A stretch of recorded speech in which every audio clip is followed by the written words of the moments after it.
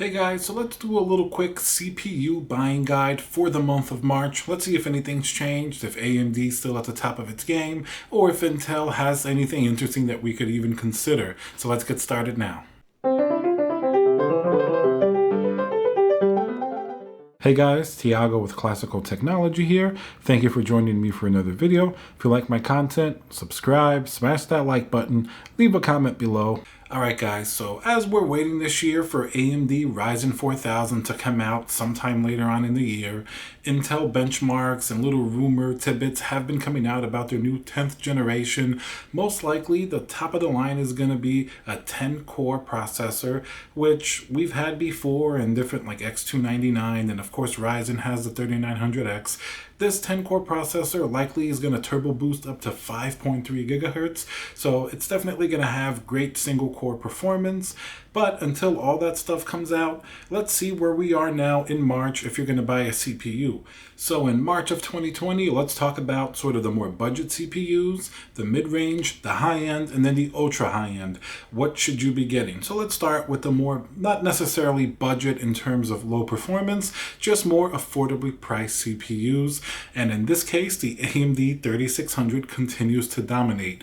Now, Intel does have its 9600K, which really the 3600 is just going to be the better CPU. It's going to be on the X570, which is going to be in general just a better platform for now. It has PCIe Generation 4. You can do 3600 megahertz memory that works really well with X570. So I would steer you guys towards the AMD Ryzen 3600. It does come with its own cooler. We did do a video where we put 120 millimeter liquid cooler on it, and it definitely performs a lot better versus the stock cooler. But anyway, if you want to save some money, I've seen these as low as $150 at Micro Center, and they can range anywhere from that to up to like $170 sometimes on Newegg and Amazon. So it's definitely a very affordable CPU. If you happen to see the 3600X and its price maybe just $10 difference or something like that, then sure, maybe you can get that, but there's really not that big of a difference. I would steer you guys more towards the 3600. That's going to be more than enough for something like 1080p gaming. For the price, it just performs so much better than anything else in its price range, and it really gets close to other much more expensive processors like Intel's 8700K, so it's definitely a big winner in the price to performance ratio. Now, stepping up more to that mid-range, this is where AMD is going to win again with the 3700X. Now, this is going to be an 8-core processor, and we do have the 3800X, and once in a while, that's priced really close to the 3700X. It's basically just a chip that's binned a little bit better. It's going to perform slightly better. If you can find it for within like a $10 to $20 difference, then yeah, sure, maybe stretch it out to the 3800X, but the base recommendation remains to be the 3700X. Now, in terms of Intel, the only chip that really kind of competes with these at this range is going to be the 9700K, which is an 8-core processor. Now, this does clock really high. It's a fantastic processor on its own. I was able to pick one up a few months ago for $299 at Micro Center. Now it's back up to like $350. If you could find it on sale for $299, that's pretty close to the price of the 3700X. Then it's almost a little bit of a toss-up depending on which one you prefer. But in general, the 3700X is still going to be a little bit cheaper by like $10 or $20. I would still go with that. I think the 3700X is just well-rounded, and once again, it's at that X570 platform.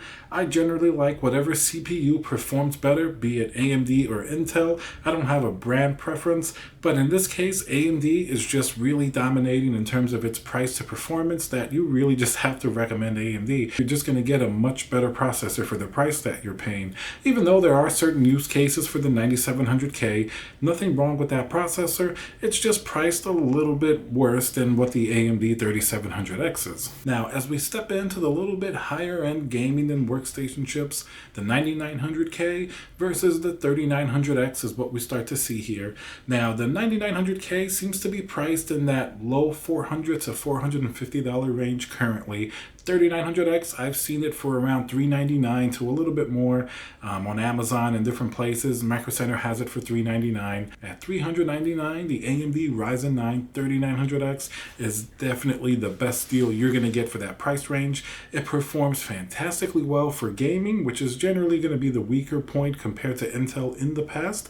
But now AMD's third generation Ryzen definitely caught up with them considerably more. They're higher clocks and just more stable performance. And in workstation cases, this chip is going to perform absolutely really well.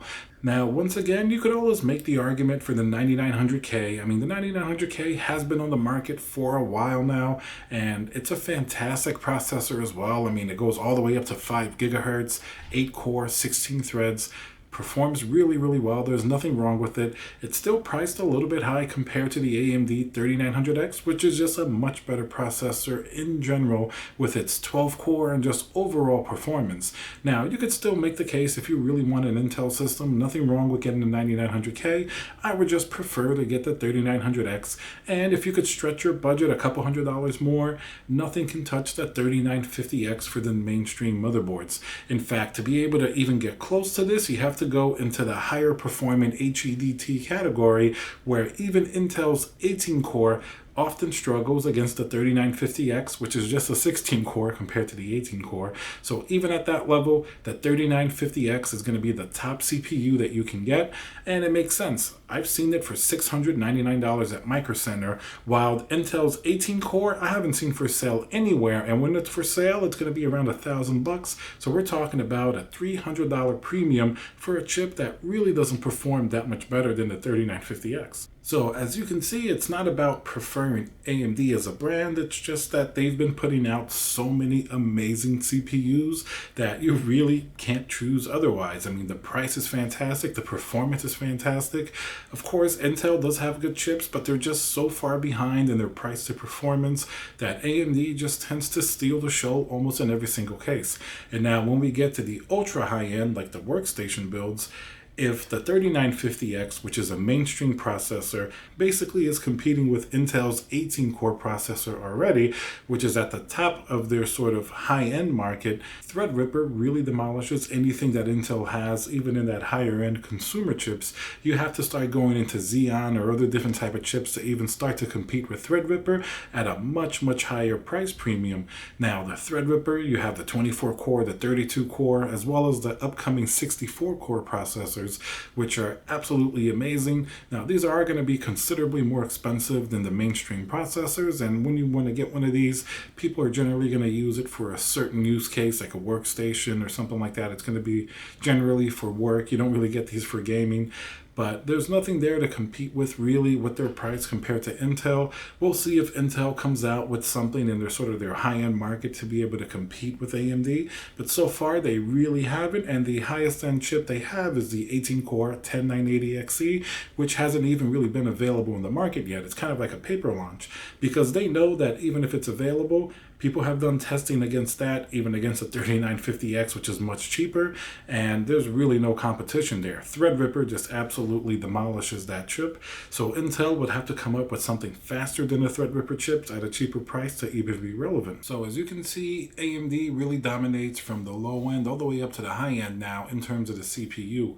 We've spoken about the GPU market where they're trying to enter that, so hopefully the same thing happens there where there's a lot of competition, but we've gotten fantastic CPUs. So to summarize my recommendations, in the lower categories, like the more entry-level categories, the 3600 is going to be the best CPU that you're going to get, somewhere around $150 to $170. Performs fantastically well for gaming, as well as you can do some light content creation on it as well. As you step into that mid-range, the 3700X is absolutely fantastic. You do have Intel's 9700K here, where if you can find it for a good price, you can make the case for the Intel as well. But in general, the 3700X is going to be the superior CPU. 3800X, if you can find it for cheap enough, but I would stay with the 3700X. Then 9900K versus the 3900X. Once again, the 3900X 12 core edges out the 9900K. Even for gaming, I think the 3900X may be a better choice just because you can use it for other things. If you're doing purely gaming and you want Intel, sure, nothing's wrong with the 9900K. I have one myself. It's a fantastic CPU as well. And And then as we get to the higher end, starting with the 3950X, very few processors are going to be as good as that. Even Intel's 18 core on X299, which is really barely released, doesn't really beat it very decisively. And then lastly, you really just have the Threadripper processors left, which are absolutely monsters in terms of performance. So definitely and rightfully so, AMD is purely just dominating almost every single sector. So that's where the recommendations stand for March. So we'll come back in April, see if anything changed. Thank you guys again for watching, and I'll see you guys on the next video.